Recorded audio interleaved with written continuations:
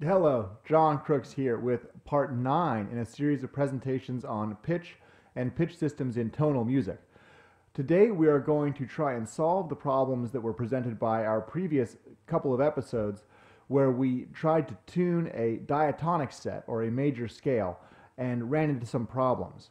In our previous presentation, we tried to create a 7-pitch diatonic set that had pure major and minor triads, and we stumbled across this issue called the comma, where we were unable to create a truly circular system, which is what we're looking for.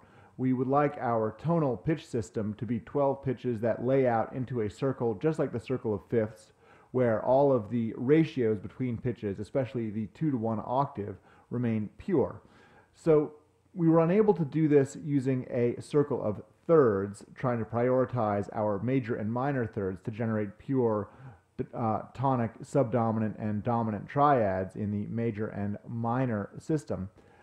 Can we do it using a larger set of Pythagorean fifths?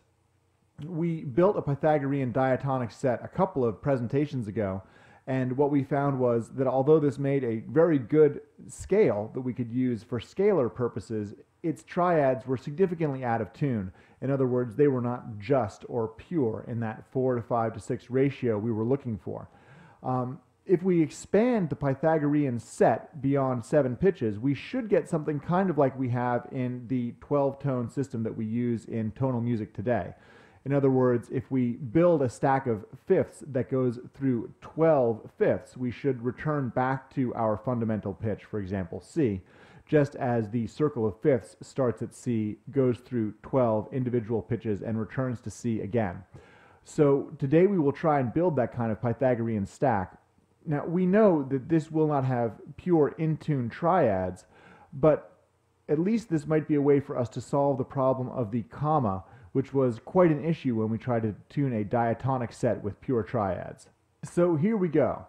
Our first step is to make a stack of 12 3-to-2 fifths.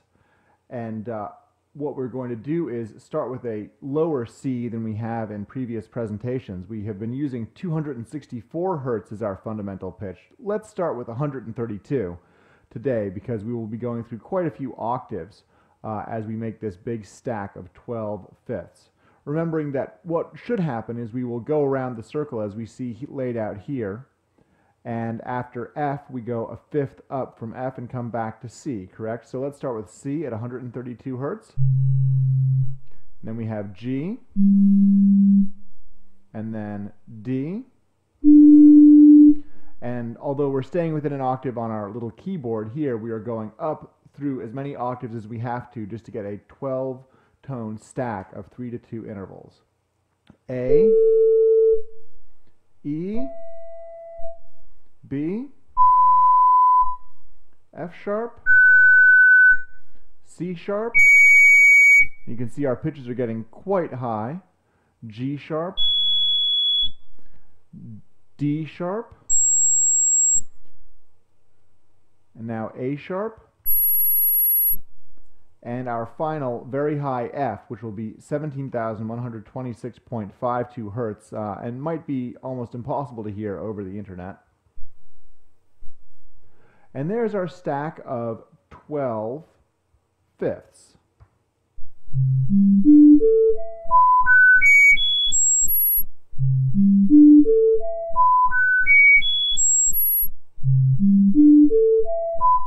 Of course, this doesn't sound like a scale because it's spread across many, many octaves, but that is a stack of 12 Pythagorean fifths. Now let's collapse that down to within a scale. And so what we had to do was some basic division here. And so now we have C, G, those are the same. But now our D is 297 hertz, we divided by 2. Our A is 445 because we also divided by 2 there. E, 334, we had to divide by 4. B, we had to divide by 4 to get 501.19. Now we're dividing by 8 to get our F sharp. Dividing by 16 to get C sharp. Dividing by 16 again to get that G sharp. and dividing by 32 to get D sharp, divided by 32 again to get our 475 hertz A sharp. So what we're doing is we're taking the very wide range of frequencies we heard in our 12-tone Pythagorean stack and dividing by some power of 2 to fit the entire group of pitches into a 2-to-1 octave ratio. And so finally, we divide by 64 to get our 356.8 hertz F. And so now we have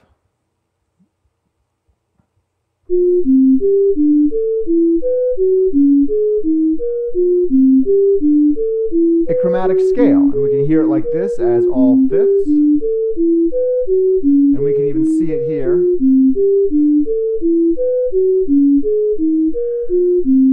There is our chromatic scale as we see it in the circle of fifths, and things are working out very well. Let's hear what it sounds like if we go through the half steps.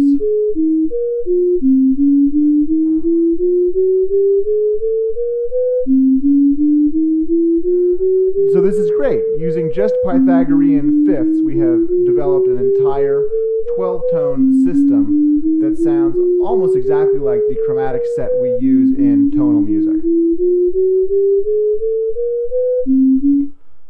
And you see here we have our range of frequencies in hertz all fitting to within 1 octave. So this is very good. It seems like we have solved at least the problem of how to have a set of 12 pitches that work in a circular fashion. However, let's just look one little bit further here.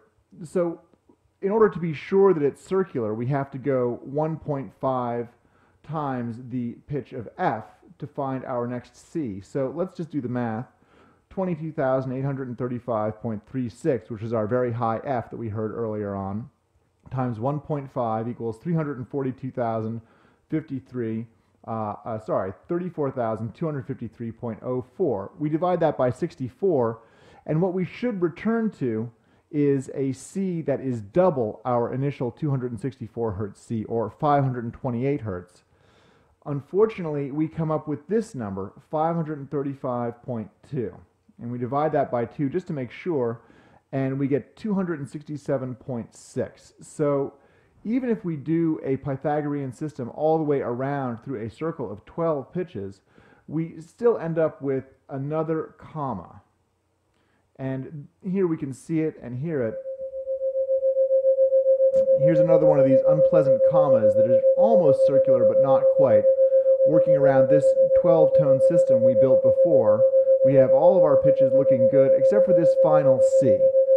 So this Pythagorean stack of fifths, it would seem it should work out just like this, where we have a circle that circles back upon itself. But instead what we end up with is this comma. And if we were to continue a Pythagorean cycle moving through, for instance, the entire range of the piano, what we would have would be a spiral that continues moving outward and never turns into a truly circular system for pitch. So what we've discovered is that if we try to tune a diatonic set with pure major and minor triads, we come up with one kind of comma. And if we try and tune a 12-pitch set using all perfect fifths, we come up with another kind of comma. So what we have is an intractable problem.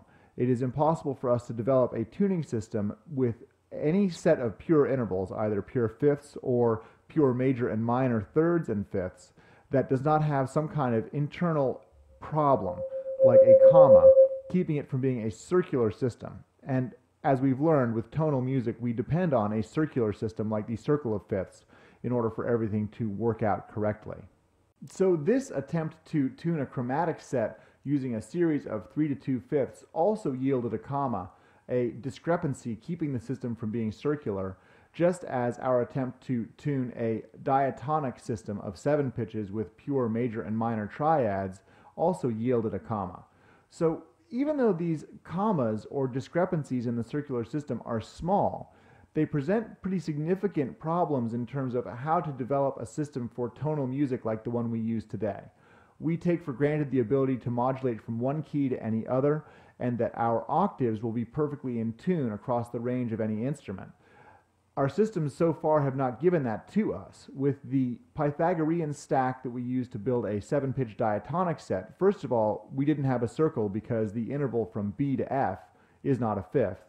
Second of all, the triads in that Pythagorean stack were significantly out of tune compared to the in-tune major and minor triads we found.